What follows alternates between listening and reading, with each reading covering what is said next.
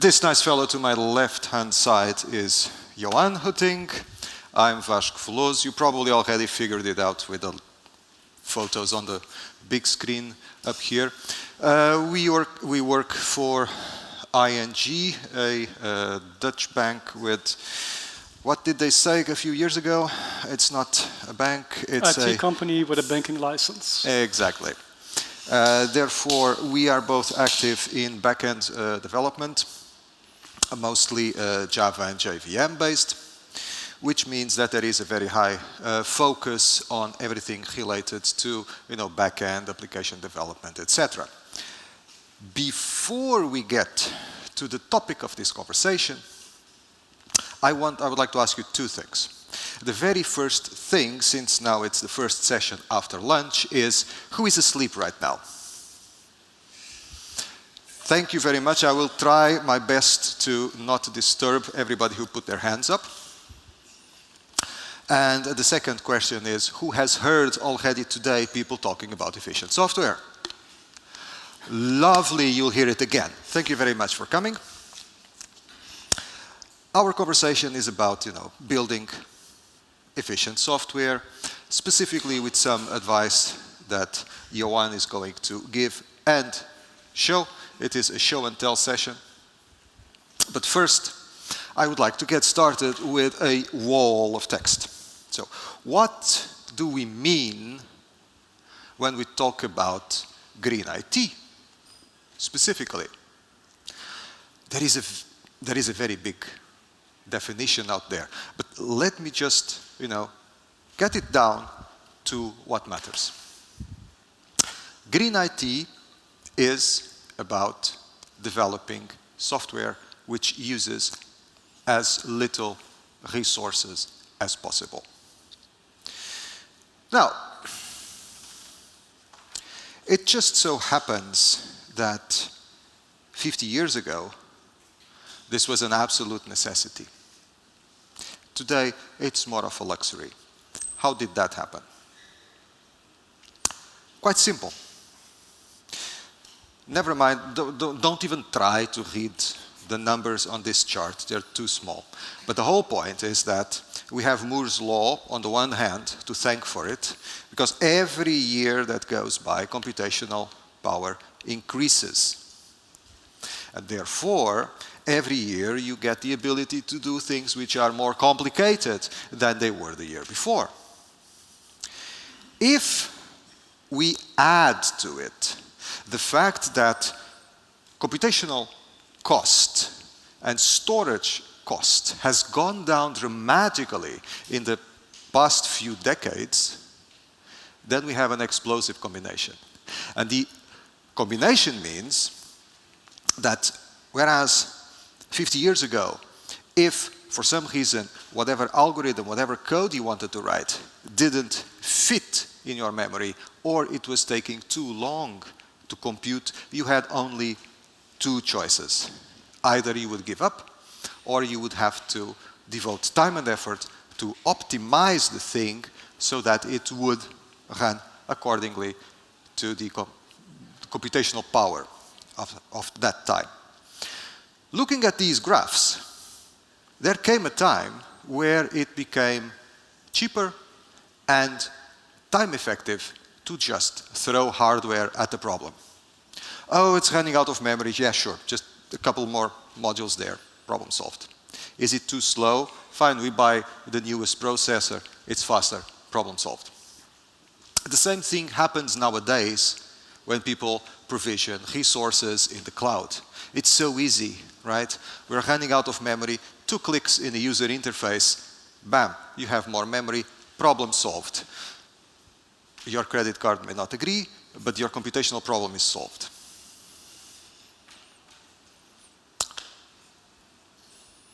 An example about this. Who was still paying attention this morning during the keynote when our nicest friend Molly said that the Zoom's landing page is 5 times bigger than Doom was back then? I mean, who has even played Doom in their original version? I want to see some hands because, yeah, thank you. And that's the interesting part, right? I mean, when Doom came out, it would fit inside a standard floppy disk at the time, a 3.5 inch. If for the new people in the room, it was something that looked a lot like the save button on software. Okay. But nowadays, Doom, and I'm not talking about the new version which just came out or is about to come out, the previous one, it exploded to a whopping 55 gigabytes. And that's just because we can. Now, I'm not saying that the nice folks who wrote the software are not using resources efficiently, but we can. And this is explosive growth. Just to put it into perspective and to bring it back to the work most of us are doing on a day-to-day basis, nowadays the default setting for the heap size on a program running on the Java runtime is 25% of available memory. So it does not really matter what it is that your program does, but if you do not change it, the JVM will allow itself to occupy 25% of your memory. It can be an awful amount, and this is all about expectations, right? The defaults are based on what people have looked at usage and they said, okay, this sounds reasonable, but it is actually a lot, and it is not necessarily efficient. Even if you don't need it, you get all the 25% as a gift, so you can start using it, but yeah, maybe there's no need to, and you can use your resources much more efficiently. Precisely. Now, and why is that a problem? Well, let's just put it this way. If we start looking at estimates, like everything that we use, everything that we do, everything that we build generates emissions. CO2 equivalents or carbon equivalents, how you want to name them. And there are different estimates to the footprint of today's IT and ICT landscape. And of course, estimates and studies are a bit like a belly button. Everybody has got one and they're all different. Which is why we have some folks saying, well, maybe ICT today is between 2 and 3%, then other folks saying, no, it's a bit higher, it's between 2 and 4. But the point is that these numbers are estimates for the current level of emissions of our industry, of the stuff we are doing right now. And how would it look like in the future, you may ask? Again, different estimates. On the one hand, they say that by 2030, 23% of global emissions may be due to ICT. Others say 14%. If we go to the most conservative estimate, then we would be looking in 2040 at ICT being responsible for the same relative amount of emissions as the entire transportation industry today. Because today, the transportation industry, trucks, planes, cargo ships, they are responsible for approximately 14% of emissions. In 15 years from now, that could be us. So we keep that in mind, because next time you see a truck go by with a container, that might be the container you deployed yesterday. And these are old numbers as well. Yes, and these are old numbers. 2018. And these are old numbers, which means, thank you for pointing that out, Jonathan, Johan. I sometimes call him Jonathan for some weird reason. These numbers, they do not take into account modern stuff such as crypto, Bitcoin, or even, God forbid, AI. Just the other week, I was reading that AI, training and running models, is now, according to those estimates, using as much or even more energy than crypto. And that means a lot. What can we do about it? Well, we can go back to the basics and start caring about the way how we develop software. We have 3 big areas where we can do things. right? We can change the way how we go about our networking capabilities. We can concern ourselves with scalability and, of course, software efficiency, the good old optimization or the good old thinking before writing the code. When it comes to networking, there are easy gains. And some of this stuff is already being done every day automatically, for example, compressing payloads. It's there.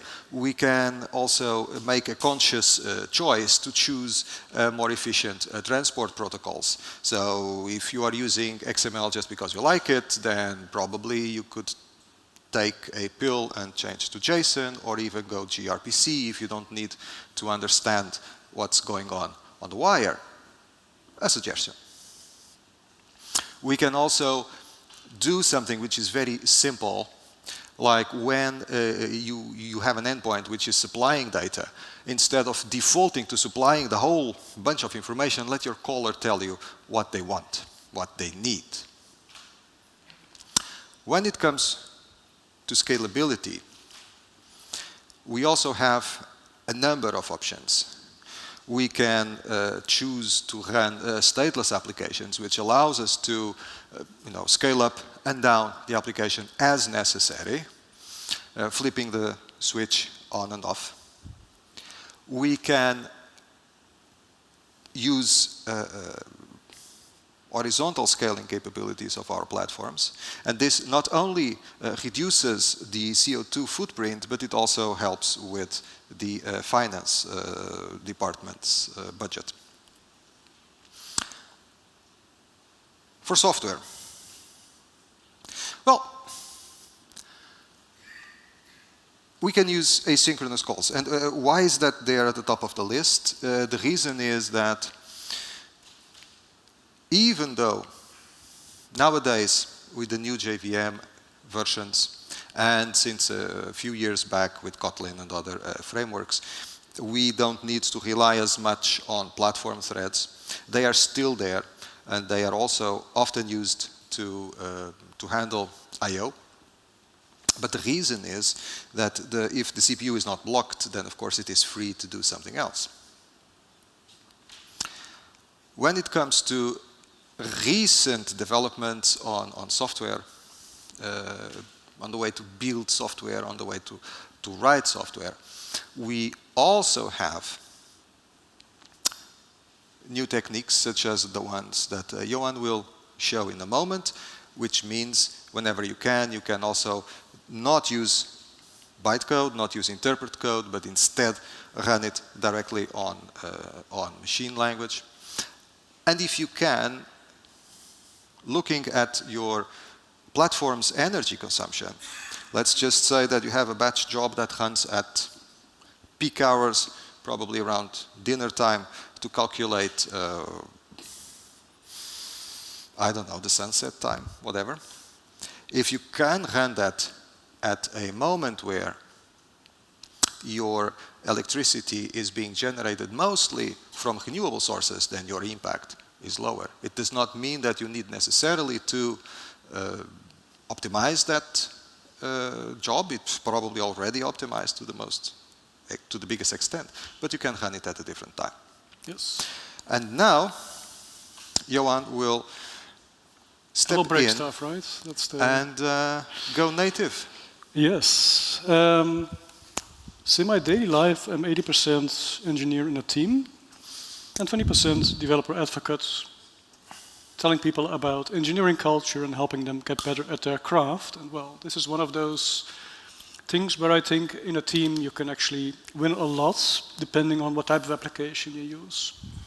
Vasco already pointed out a little bit that you have to have certain applications. If you're already CPU bound, it won't benefit you, but for most applications that's not the case. And most of the things we saw with native builds were hello worlds and then quickly testing them, and that's all interesting and nice, but I don't think anyone here is running hello world in production.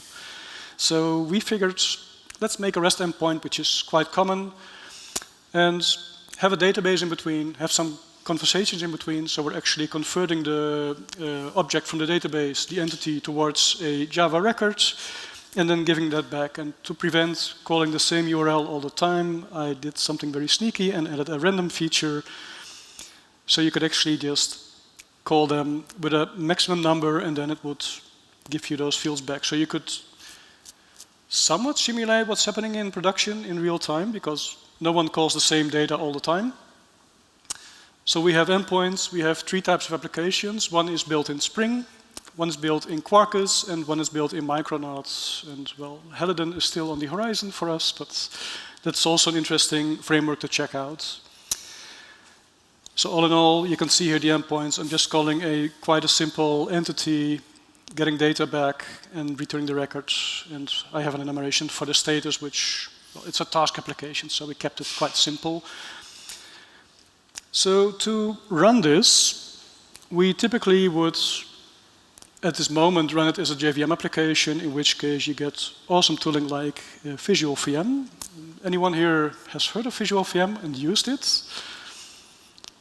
Not too many people, so I do hope I will make you a bit enthusiastic to check it out for running locally and see what the performance does of your application. So let me actually, well, I'm in the Quarkus directory, so why not? If all went well, I did actually already jar. Nah, too bad. So this one doesn't work. Let me then build the native application itself. So what this does is that instead of running things in a JVM, it will compile the jar, but then afterwards we'll also start checking out which elements are used or not used. So I will try to make it a bit bigger, because ignore all the little details, because that's the preparation of the build. You can see here it will start building now. So it's using GraalVM to build natively.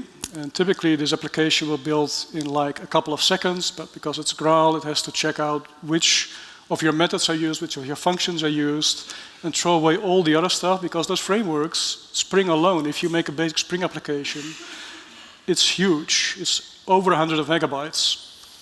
And a lot of those things you don't actually need. We have a simple task application. I don't need all the extra stuff that you would need in an enterprise application. And you do get those for free if you deploy them as a jar. So what Graal does is also a security layer on top, that it only creates the code that you're actually using. And beforehand, Quarkus was quite good at building native applications, and the Spring team also jumped ship at that point, building Spring Native, which was still quite a lot of work to actually configure. But with modern Spring 5 and beyond, you do get a lot of those references already supplied by the Spring team. So Quarkus does it out of the box, and as you can see, I've just built the application natively, and it took me 1 minute, which, well, some people complain that GraalVM is slow, but overall it's not bad. It does have to do a lot more than a normal build of Java. But now I have an application. So as you can see here, the resulting binary is 82 megabytes, but that's not a jar file. It includes all of the Java, the JVM parts that typically you would have someone install in an environment, but they are now available within this binary, so you no longer need to install Java. This will also make your Docker containers a lot smaller, for example, which again helps with green IT. So to actually run this application, runner, yes.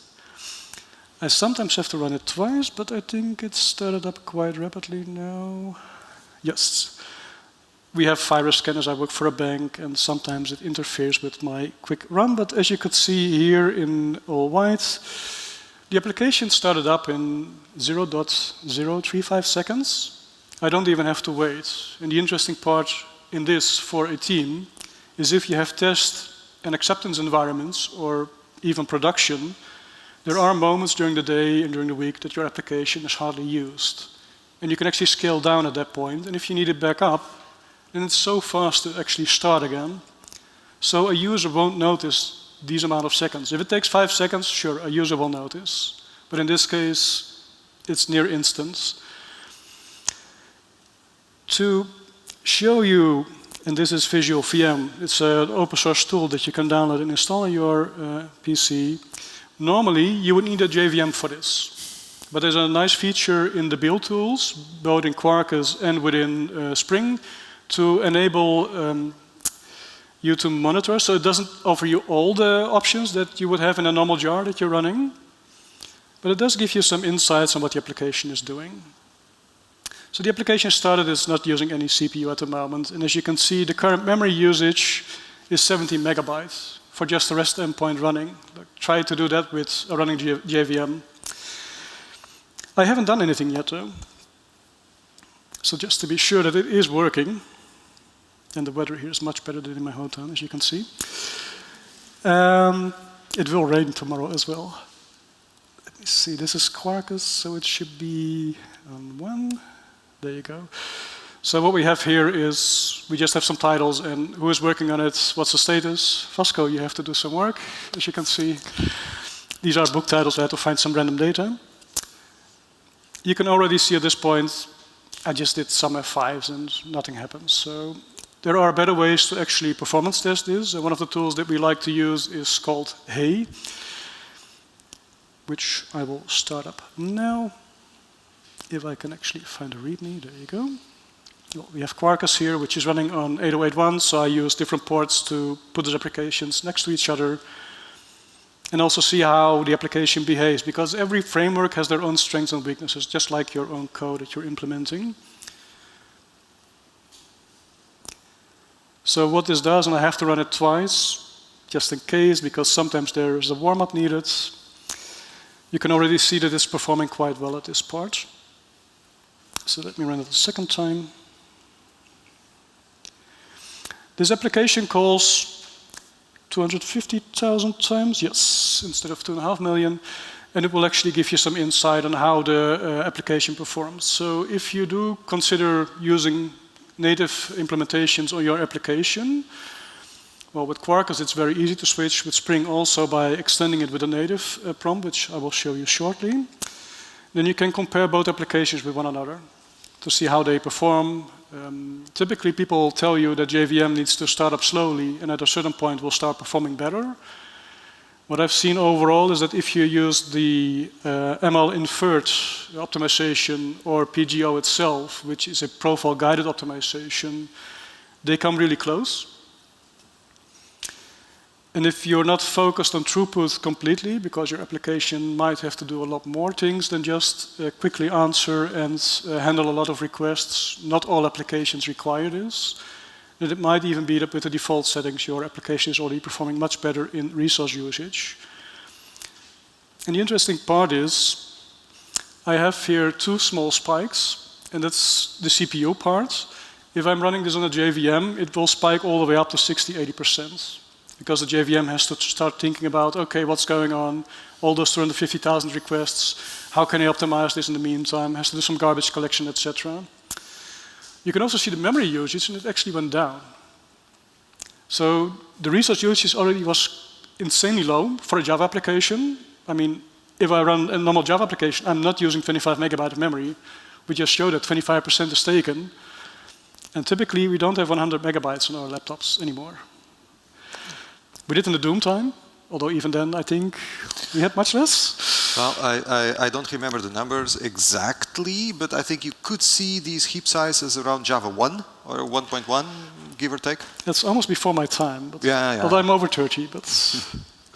But the nice thing is that you can see here that it's quite predictable and stable. So if you're running this within a container, you can scale up more easily because you do know if the application is called this way, I will need, for example, 2 servers or 4 servers. Well, with a typical JVM application, well, it's all available, it's reasonably cheap. We just put the servers there and we start running them, which could mean that you're actually running a server that only maybe uses 2, 3, 4% CPU, which is a waste. We could do a lot more with that hardware. So I will now close down the application of Quarkus and see if I can actually get the JVM version of my big friend Spring working. I'm not going to rebuild them again. I already built them earlier today to check if they're working. If you do want to see me building extra stuff like the profile guided optimization, I can do that because it does take some time, as you've noticed. Let's see if I can actually get this one to start up. The downside of all these frameworks is that they have their own names in the applications. This one is working, nice. So as you can see here at the bottom, the JVM version of Spring, it's a simple application. But still, it starts up in 2.3 seconds. That's nowhere near those 0.035 seconds. So if you have a more complex application, it might take 5 seconds, 10 seconds, and then you have a user waiting if you need to scale up. So what happens if I open that in Visual VM? Well, I get a lot more options, as you can see, because this is the full JVM. But I'm also already using 86 megabytes while not doing anything at all at the moment. So going back to the browser, and Spring is running on 8.0, so there you go. Again, simple application, and it just gives you some data back. But this is nothing fancy going on, although you can see a big bump in the memory already, even though I just did a few F5s on getting some simple data back. So running this same Hey script on the JVM, you can see the big spikes already. And as I mentioned earlier with the native build of Quarkus, and I will show you the native build of Spring as well, it's a lot more stable. You don't get those big spikes.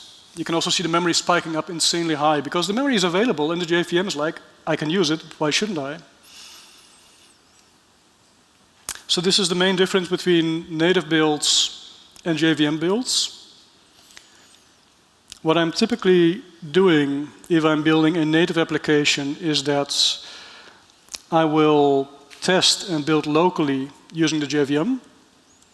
And then once I want to go to an environment like, for example, test or acceptance, I will start making the native images because, well, it does take a little bit more time. And if I need to change things, it's much faster with Java itself because we all know Java performs quite great, especially if you use one of the latest Java versions. So as I've already built the native application, and again, this could be faster. I guess this is the virus scanner again. 0.1 seconds. So Quarkus was a little bit faster starting up, but still this, a user won't notice 0.1 seconds in startup. It's there already. So picking up the application here, and you could see before that the application had a lot more information available. That's simply because the JVM allows that. But here too, I'm using a lot less memory at this point. So let me rerun the tests.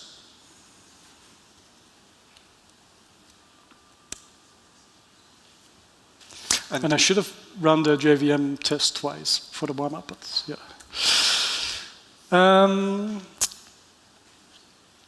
As you can see here, it is still quite high in CPU usage, but it's more solid because it knows what to expect. It's built that way, being ahead of time compared to the JVM that has to think about what does the user want here, what does the application have to do.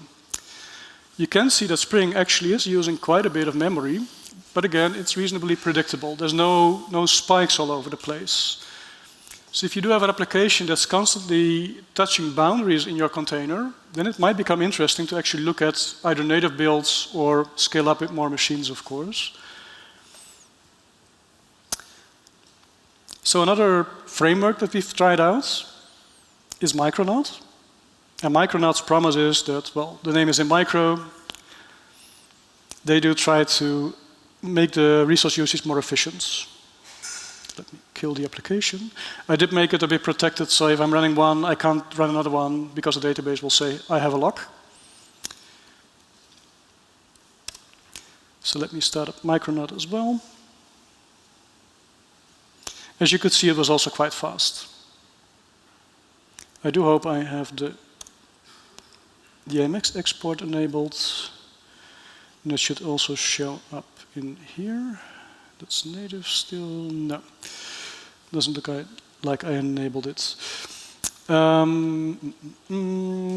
have a wonderful application called Activity Monitor that also gives us some insights in memory usage. It's native demo, I think. There you go, native demo Micronaut. And you can see here it's only using 40 megabytes just to have this, well, same REST application running. So if you're really memory constrained, it might also be interesting to start looking at Micronauts. For ING itself, we do have some Quarkus applications, but most of our applications are built in the Spring framework. So for us internally, it's more interesting to actually run this on Spring. But I've already seen that Quarkus does a lot better because, well, Spring has had their whole backlog of all those, I think over 15, maybe 20 years of being the alternative, and Quarkus was built from the ground up with containers in mind and with native in mind. Let me also run the test here, and unfortunately I can't show you the Visual VM live demo. If you haven't heard of Visual VM, I really urge you to check it out because it's, even running locally, you want to do some short line performance testing, it's really insightful to see what's happening with threads. You can make heap dumps. You can also make heap dumps of native images and open those up in, for example, the memory analyzer tool or in IntelliJ itself to look what's going on. So I've run a lot of tests now, and the application now uses 40 megabytes of memory because it had to do all that work along the line. Looking at practical ways of implementing this, I've built an open source application for people who stream games and do speedrunning to run along with them and actually measure what's going on and with information that they can display on stream for them. The main information that I got back from them is this shouldn't use a lot of CPU, this shouldn't use a lot of memory because it will impact my stream, it will impact my game. And I've had people actually play for 12 hours on end, trying to beat a speedrun record of 11 hours. And the application ran fully stable in memory and CPU usage, fully predictable. And that's one of the main benefits I foresee with native. So that also applies to our applications running within the company. So let me see. Should I do the Profile Guided Optimization Guild guide? I think we still have a few minutes. I think we have some, so let me see if I can actually do that for the... So what this does is you typically get the... I built the Quarkus version earlier. So what happens when it starts building? It will infer at the start... in this case, the PGO is actually user-provided, so it already picked it up. In some cases, it will also, if you don't supply any profile, it will use machine learning, and well, in my experience, that does quite well. It's like maybe over 90% of what you would get with a true profile. So what happens in a profile is that I run the application normally, start doing what I'm normally doing. So you could run this for a day in production, for example. You will get a profile file that collects how are people using the application, and then the GraalVM native compiler will actually use that to improve the builds that you can then deploy and get, well, the almost ultimate performance out of your machine. In a way, we can compare that with Hotspot, can't we, Johan? Yes. And these things are not new. These profiles have been around in C as well. So it's... Let me actually see. I'm not running anything anymore, I hope. No, everything is done. Cool. So... Now I have to rebuild. Do I still have the... While Johan, he builds, the comment I made about comparing it to Hotspot is basically, since we are building a native image, that means that any optimizations that need to be done with regards to code layout or even code optimization techniques that the compiler uses, well, if we don't specify a profile, or if we just allow an automatic profile, then those optimizations are going to be generic. As we all know, the Java runtime environment, while the application is running on bytecode, will have Hotspot or similar technologies running which analyze the application's behavior and apply different levels of optimization in order to get the most out of it. The big advantage is that, like Johan said, if you already have a battery of tests that simulate your typical usage of the application, then you can, when you build it already, you can have it optimized for that specific pattern. And that can be important, but again, depending on what you are aiming for. Alina doesn't notice, but thank you, Alina. So we have to wait for the build to run. So basically what it does at that point, it will include all the information to create this profile for you while running it. So what you would typically do is like run it for a day or a week on production, so you have a real life situation or what's going on. And this is typically quite fast. The one thing I did notice with building with both Micronaut, Quarkus, and Spring is that Spring does seem to use a little bit more memory within GraalVM. You do occasionally also find websites and blogs like 3-4 years ago complaining that, oh my god, GraalVM uses so much memory. Back then it was like 6 to 8 gigabytes. You do see them improving each version that they have. So I'm running this with the latest stable version, the 24 version of Java as well, so I get all the nice goodies that the new JVMs give you. And because you don't need to tell people to install the JDK, you do get all those things for free. That's also why I use GraalVM to share my program with the streamers, because I don't want to tell them, hey, you need this specific version of Java to install, download it there, and take all these steps. They are not engineers. And if you do this within a container, the same thing. You only need your base Linux image to run it in, and your container will be so much smaller, because typically a JVM nowadays is like, what, 400, 500 megabytes as well? There's so much things in there, and you don't use them at all. I suppose so, yes. It surely takes up a couple of 100 megabytes. Even when people optimize and remove some modules they don't use, it still uses up a lot of space. Yes, and I would like to point out, if you do the profile guide build, it doesn't use a lot of memory, so don't do that too often. It should be almost done now. So again, it has to build all the extra information gathering within the application to create a profile for you. So once it's done, I will run another hey test on top of it, acting like a true live user, which will create a new file, and that file can then be used to create a new build that's fully optimized for your environment. For a while, you had to do this all the time on Macs. Nowadays, I think after GraalVM 23 and beyond, the machine learning inferred solution is available by default, and that works quite well. Let me see if I could actually, that's the one. It starts up really fast, so that's always nice. And this is Spring, so in case you're wondering why I'm using 127001 here, I did have a performance issue earlier with Spring, like a year ago when we first built this. And it turned out this was created by using an older version of Tomcat that caused performance issues. So we didn't see a lot of improvements over running natively on this MacBook, which is quite modern, and my 10-year-old PC. So we thought it might have been DNS, but it wasn't. Hence the IP address instead of localhost. Yes, it was the only exception so far to the rule that says when you have a networking problem, it's always DNS. In this case, it wasn't. So that is an outlier. Does this work, or will IntelliJ be angry at me if I do this? No, it doesn't. So this is the generated profile at this point, and it creates all the actions that I've just did. So I call it 500,000 times to check at least out, like, this is like how the application is used in real life. And to use this application at that point, you would use this default iProf, but you can give it another name as well if you have specific situations, to build that super optimized binary for you, which of course you would typically do once in a while, once you keep the same libraries and software and only add some small functionality. If you make big changes, you would have to do this again. It will take a bit longer to build the fully profiled application, so I will give the PowerPoint back to Vasco to talk about measurements, because this was a lot of measurement for you as well.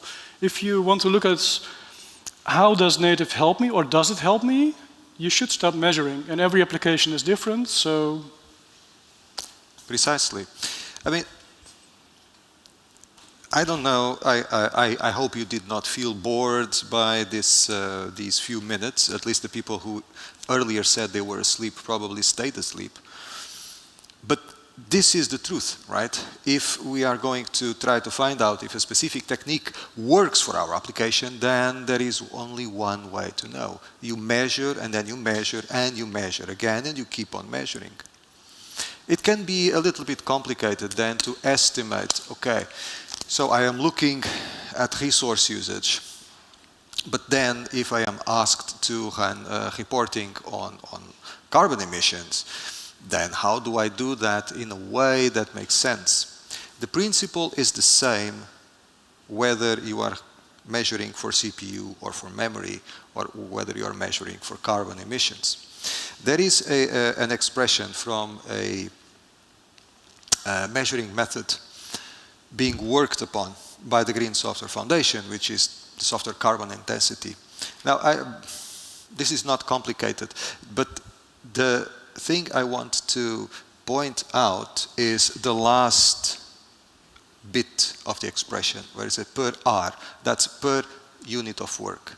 Because if we optimize our application in such a way that the same container or the same deployable unit, let's call it that way, which yesterday was capable of running 1,000 requests per second, and we tweak it, we build it with native, we go and look at the code and we make some changes, and now it can run 10,000 requests per second. It is extremely efficient in comparison by one order of magnitude, even if it still uses the same amount of resources. So yesterday it used 100 megabytes, today it uses 100 megabytes. What's the difference? Well, it can run 10 times more requests. And I believe that this is a very important point. Now, you don't need to do these calculations by hand. There are quite a few dashboards, quite a few ways of measuring out there. Some of them are available in the public cloud. Others, well, we at ING in our own internal private cloud, we have something we have called the ING Sustainability Dashboard, which is used exactly to do this. Those are cloud-specific solutions, also with Google, Microsoft, and AWS. And then you have also open source and well, cloud-agnostic solutions, some of them better than others. But the idea is always the same. You measure, you establish a baseline, you get your data, and from that moment on you start optimizing and you start comparing with your baseline. Just don't attempt to optimize stuff which does not necessarily need to be optimized. Now, that being said, I hope that we have given you some ideas of what you can do, not only to optimize your application, to make it use less resources. I hope that we have at least given you something to think about when it comes to emissions. Johan, the source code is available. The source code of the demos that I did are available online, so you can just pick them up and run them on your own machine or locally, or share them with other people, like, hey, you can check this out as well. We have our socials on, and I think we have a couple of minutes for questions left, so I'm curious, is there any question in the room? Yes, there is one question here in the front row.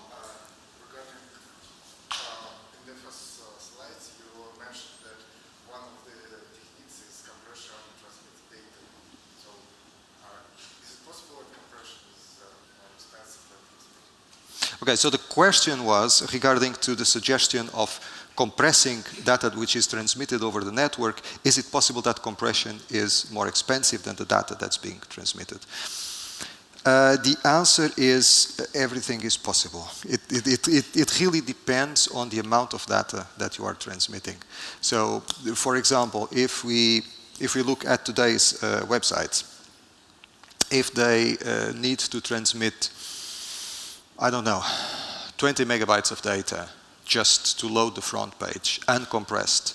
And if you can compress that into 2, for example, then in that case, probably the computing cost compensates for the emissions which would be generated when transmitting that data. But then again, it's a matter of measuring height. So you have your traffic, you have your CPU usage, your memory usage, you have your networking statistics, you establish the baseline, and then you flip your usage, and you see if the flip for that specific use case is beneficial. The rule of thumb is that in vast majority of cases, you do have a positive impact. This is why measurement is important, because any application you build, we're not building boilerplate applications to bring to production. There's always some extra productivity included from your local business department. So if you do change things, really measure them. Measurement is so important. That's also why we use visual VM, for example, to show what's happening. So in some cases, doing it beforehand and compressing might be benefiting you, but the application of the team next to you, it might have benefited them at all. So that's why you always should measure if the outcome benefits you.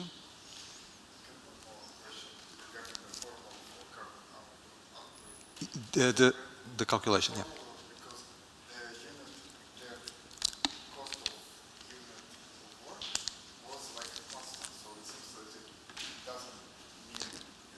Yeah. Okay, so the question was, why is the unit of work definition in that expression a constant? That's because you need to define what your unit of work is. So let's say that you have, for example, an API serving HTTP requests. If you define that your unit of work is serving one HTTP request, then that's what it means. And so what you do is you count the number of HTTP requests served during the measurement period, and you divide by them. So basically, you need to come up with your own definition of unit of work, which is representative of whatever it is that your service is doing. This is the most difficult part of measurement, which is to choose the unit of work. It seems that it doesn't add much to the result. The main part is the average times. It allows you to compare runs. So if you define what is your unit of work, like the example I said, so if your application is running today using a set of resources, and it runs tomorrow using exactly the same set of resources, but it is able to process more units of work, then your emissions per unit of work have gone down. So that's the logic. I saw another question around here. Yes?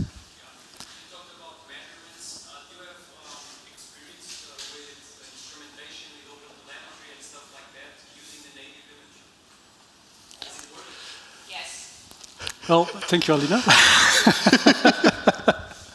It does work. As long as if you compile the code in native, it has to be reachable. That's the only thing. But nowadays, all those jars, I didn't actually let me quickly, because we have 1 minute left. Let me just add, for the benefit of those who are streaming, the question was, does OpenTelemetry and other technologies also work with native? And the answer was a very strong yes. Yes, because all those libraries, and this is a community maintains GitHub repo, all those libraries have given Graal and other native builders the full reachability. So once compiling native, it knows which functions are available. And I think OpenTelemetry is also part of this. There you go. So, and you can use this overview as well to see what is available. And if it's not available, you can create it by yourself. There's also instructions available on this website, and then submit it and help out not just the Graal VM team, but also all the other people using native builds. So. Yeah. And we may have sufficient time for one more question, if there is any. I give it 3, 2. One more question for the gentleman in the front.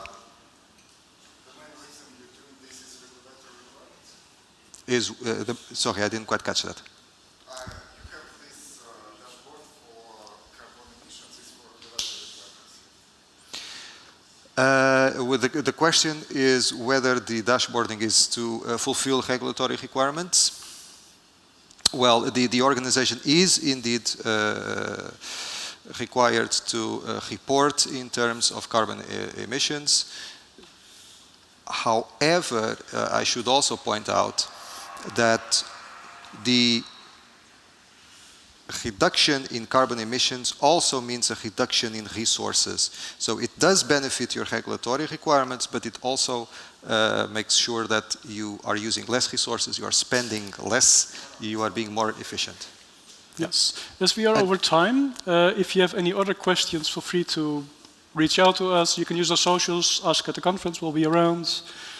And well, enjoy the rest of the conference. Thank you.